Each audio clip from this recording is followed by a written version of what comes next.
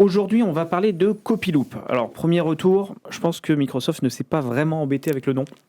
C'est Parce ça. que celui-là, on aurait pu l'inventer. Moi, j'aurais pensé à un Claudiloop. Un Claudiloop aurait pu être pas mal, mais c'est peut-être l'étape d'après d'ailleurs, celui-là. Alors, Copyloop, je vais essayer de vous expliquer ce qu'on en a compris. Globalement, Microsoft essaye de ramener le meilleur des deux mondes entre la partie intelligence artificielle de Copilot et la partie, du coup, structure collaborative de Loop. L'idée du concept, tel que ça a été écrit sur le blog en tout cas, c'est de viser la productivité infinie. Alors ça, on pouvait s'en douter, hein, le côté loop finalement et boucle de loop, vous pouvez laisser... De toute façon, le prototype de logo, c'était le gantelet d'infinité de Thanos. Exactement. Donc, Alors, on a un logo qui est sorti. On voit pas trop, d'ailleurs, sur ce logo, où est passé le côté loop. Je pense qu'ils se sont perdus un peu dans le concept. Mais à force d'être très agile dans le côté mise en production, time to market, on finit par se perdre un peu dans les fonctionnalités. Donc, la productivité infinie, ça veut dire quoi sur Copilot ? L'idée, donc, c'est qu'on a un outil intelligent aujourd'hui qui n'attend pas vos instructions. Globalement, ça va aller utiliser les composants Loop pour créer des espaces de travail qui s'auto-remplissent. Énorme promesse. Ils vont s'auto-analyser et s'auto-partager sans aucune intervention humaine. Exactement. Donc là, on passe vision frontière firme totale. Ouais, parce que là, il n'y a même 4, plus Human in the Loop. Il n'y a même plus Human in the Loop. C'est même plus collaborateurs, on est collègues et on travaille ensemble, c'est presque ça travaille tout seul. Ouais. Du coup, on est presque dans le côté frontière film, vous vous rappelez, au début, l'IA générative est l'assistant, après, c'est l'humain qui dirige l'IA générative, après, l'IA générative est un collègue, et là, finalement, j'ai l'impression qu'avec Copyloop, l'IA générative est l'entreprise. Et puis en plus, c'est super bien pensé, parce que comme tu as dit, ça partage à tout le monde, mais l'idée, c'est qu'ils ont retenu les logiques des pierres d'infinité, en se disant, au bout d'un moment, on va diviser les gens par deux, et donc, quand il y a trop de partage, tout simplement, ils suppriment la moitié des partages, comme Thanos supprime la moitié des gens. C'est super intéressant. Il y a peut-être un petit clin d'œil à Marvel d'ailleurs, derrière. Dans les fonctionnalités, alors on en a retenu quelques-unes, j'en ai 4. Ce qui a été annoncé sur la V1, on a l'auto-meeting sync. Globalement, Copyloop va détecter les créneaux vides dans votre calendrier, créer une réunion Teams avec lui-même, se rédiger l'ordre du jour, prendre les notes et vous envoyer le résumé de la réunion. Du coup, celui-là, à mon avis, ça va faire un peu grincer les dents parce qu'on est déjà en France, notamment dans le concept qu'on appelle la réunionite. Exactement. Les IA vont être en réunionite entre elles. Exactement. C'est génial. Si à chaque petit slot libre, on se retrouve ça, je sais pas.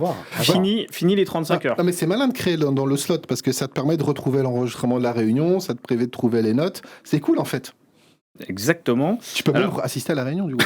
Après, on retrouve pas mal le côté collaboratif sur la partie feedback loop infini. Globalement, l'IA va rédiger le document dans un composant loop. Jusqu'à maintenant, on sent que loop, c'est la base. Côté Power Platform, c'est le Dataverse. Désolé Romain. Là, c'est vraiment loop qui va être la base de Copyloop.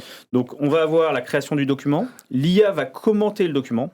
Et une troisième IA va appliquer les modifications. Ce qu'on fait à la fin, c'est qu'on reçoit juste la notification comme quoi le document s'est créé et on peut constater le document qui a été créé de manière totalement autonome, du coup par Copyloop. Et sur un sujet de son choix. Potentiellement lié à la réunion qu'il aura créée. De son choix. Pour garder le côté humain. Et d'ailleurs, tu as pris un peu d'avance sur la news, c'est que la troisième feature, c'est le brainstorming fantôme. C'est Copyloop génère des idées de projets basées sur des projets qu'il a lui-même inventés le quart d'heure précédent. Alors, on croit rêver parce que d'un point de vue IA, tu parlais de mythos. Ouais. Et je pense que d'ailleurs, le parallèle est pas mal. Il y a eu une fuite cette semaine, globalement, où un article brouillon d'Anthropic est sorti qui annonçait leur futur modèle qui s'appelle Mythos. Il n'y a pas de jeu de mots pour le coup, pas de blague là-dessus. Et du coup, qui laissait penser qu'on aurait l'IA ultime qui leur faisait même peur de mettre en production. Là, quand on voit ce qui est capable de faire Copyloop, on se demande si c'est pas un peu mythos avant l'heure. Et du coup, en tout cas, c'est assez impressionnant. On va aller sur le dernier mode. Alors, c'est le mode Out of Office augmenté. C'est-à-dire que même quand vous êtes en vacances, Copyloop continue de répondre à vos collègues. Je trouve ça pas ça drôle, Romain. Enfin, il y en a qui bossent pendant les vacances. C'est un vrai problème de société. On est toujours là à essayer de checker. Le pauvre Copilot Cowork qui voulait faire ça. La quantité de burn-out, elle a augmenté. Là, au moins, on déporte ce risque-là sur... Et c'est assez fort. Il répond à vos collègues en utilisant votre ton habituel, voire vos fautes de frappe préférées. Donc, on est dans le fine-tuning, l'ultra-personnalisation de l'expérience. Pour les personnes qui ont du mal à discuter avec des agents, en fait, en face, ils seront beaucoup plus à l'aise parce que c'est une personne Totalement. Ce produit n'a pas de sens, mes amis. Bon, écoutez, c'est du très early. Je ne sais même pas si on peut appeler ça frontière aujourd'hui. C'était Copyloop, du coup, disponible sur tous les tenants M365 dès le 1er avril. Aujourd'hui, ce sera gratuit pour les humains. Important. Donc Microsoft fait du produit gratuit. Par contre, ce sera facturé 1 centime par mot généré par l'IA. Alors là, je pense que d'un point de vue licence, va falloir faire un peu de calcul. D'où le plan P3, ce qui est intéressant, du coup, dans ce cas-là. Et on est plus proche du P4, peut-être P4, même. ouais. Voilà. Bon. Donc ça, c'était ma 3e news Copyloop. Vous l'avez compris, on essaye d'être toujours à la page. Dans Copyloop. En tout cas, c'est la news quand même qui sent le poisson. Bon, vous l'avez dit, épisode court, on n'a pas grand-chose à raconter.